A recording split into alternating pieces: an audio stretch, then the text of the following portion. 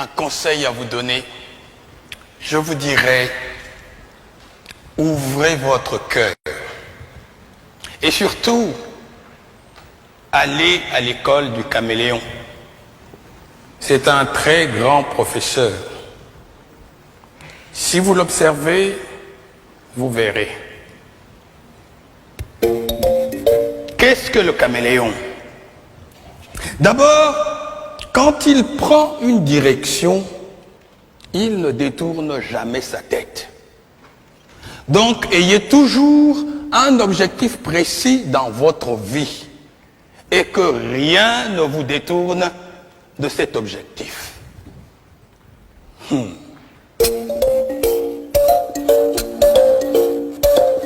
Et que fait-il, le caméléon?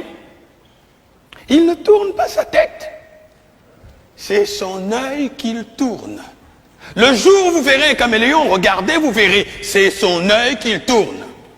Il regarde en haut, il regarde en bas. Cela veut dire, informez-vous.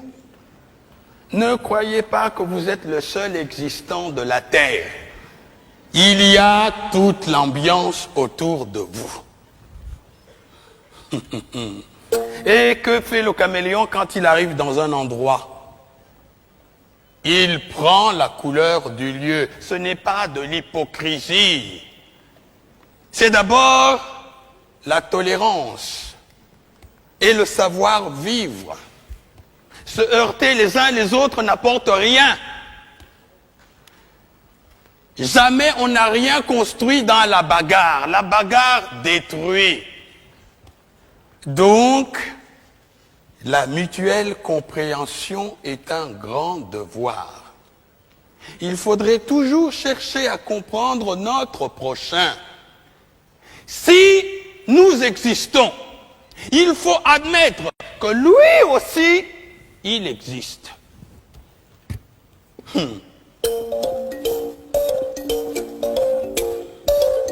Et que fait-il, le caméléon? Quand il lève le pied, il se balance pour savoir si les deux pieds déjà posés ne s'enfoncent pas. C'est après seulement qu'il va déposer les deux autres. Il balance encore, il lève. Cela s'appelle la prudence dans la marche. Sa queue est préhensible. Il l'accroche. Hein? Il ne se déplace pas comme ça. Hein? Il l'accroche. Afin que si le devant s'enfonce, il reste suspendu. Cela s'appelle assurer ses arrières. Ne soyez pas imprudents.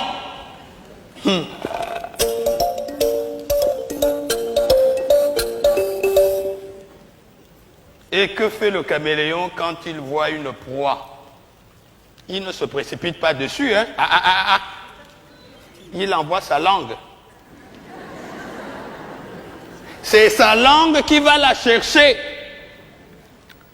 Car la petite proie ne vous dit pas qu'elle ne peut pas vous faire mourir.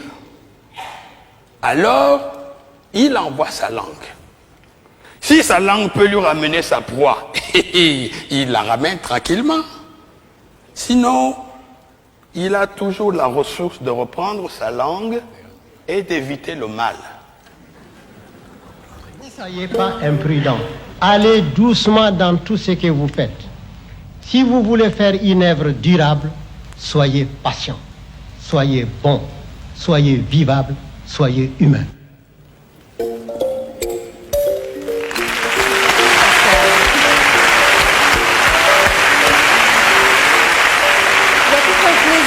Lire ce texte. Oui. C'est Amadou Ampatéban, par ce texte, en tout cas moi, me fait revivre tout ce que mes parents m'ont dit autour du feu. Et c'est toute la grande philosophie qui doit normalement nous accompagner durant toute notre vie. Et c'est l'école de la parole enseignée sous le baobab. C'est comme l'école disait, de la parole et c'est l'école de la sagesse, de la philosophie. et de la philosophie. Et vous vous définissez beaucoup aussi comme un humaniste. Mpateba le faisait aussi. Exactement. Comme Hugo. Merci. Merci.